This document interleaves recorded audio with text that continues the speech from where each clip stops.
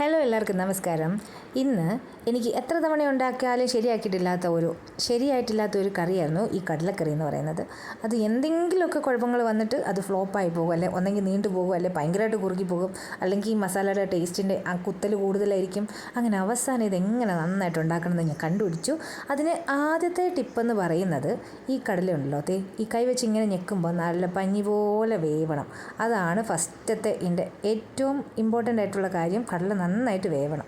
അതിനുശേഷം നമുക്ക് എണ്ണ ഒഴിച്ചിട്ട് അതിലേക്ക് നമുക്ക് കുറച്ച് തേങ്ങ ചെറുതായിട്ട് കൊത്തിയെടുത്തിട്ട് നമുക്കൊന്ന് ചൂടാക്കി കൊടുക്കാം. ഒന്ന് ചെറുതായിട്ടൊന്ന് ഫ്രൈ ചെയ്തെടുക്കാം. അതിലേക്ക് ഇഞ്ചി വെളുത്തുള്ളി ചതച്ചത് അതും കൂടെ ചേർത്ത് കൊടുത്തിട്ട് ഒരു അരക്കപ്പോളം സബോളയാണ് ഞാൻ ചേർത്ത് കൊടുക്കുന്നത്.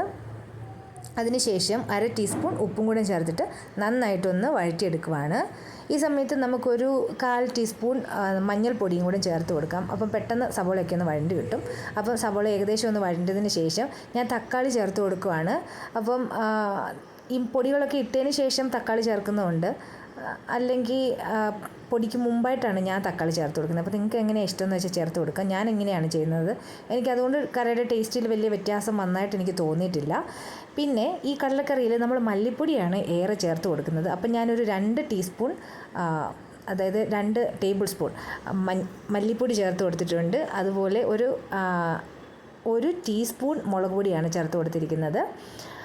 അതിനുശേഷം ഞാൻ ഇട്ട് കൊടുക്കുന്നത് പൊടികളൊക്കെ നന്നായിട്ട് ഞാൻ സ്പീഡിലിട്ടേക്കുന്നതാണ്. പൊടികളൊക്കെ നന്നായിട്ട് മൂത്തതിന് ശേഷം ഞാനിപ്പോൾ ചേർത്ത് കൊടുക്കുന്നത് ഒരു 1/4 ടീസ്പൂൺ നമ്മുടെ കടലമാവുണ്ടല്ലോ, അതും കൂടി ഞാൻ ഇതിലേക്ക് ചേർത്ത് കൊടുത്തിട്ടുണ്ട്. ഈ കടലമാവ് ഇട്ട് കഴിയുമ്പോൾ ഈ കടലക്കറിക്ക് ഒരു ചെറിയ കുറുക്കം കിട്ടും.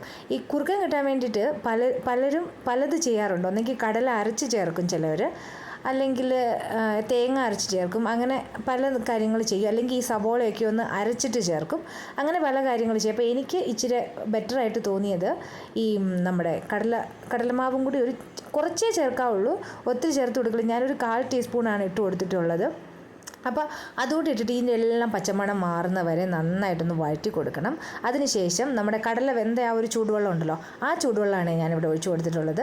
എന്നിട്ട് അതും കൂടെ കഴിഞ്ഞതിന് ശേഷം ഈ കടലയും കൂടെ ഞാൻ ഇട്ട് കൊടുത്തിട്ടുണ്ട്. നിങ്ങൾക്ക് വേണമെങ്കിൽ കുറച്ചും കൂടി നല്ല ടേസ്റ്റ് വരാൻ വേണ്ടിയിട്ട് ഇതൊന്നുകൂടെ കുക്കറിനകത്തിട്ട് അടിച്ചു കഴിഞ്ഞാൽ ആ നല്ല ടേസ്റ്റ് കുറച്ചും കൂടി വെന്ത് ഒന്നുകൂടെ ഒന്ന് കുറുകി വരും.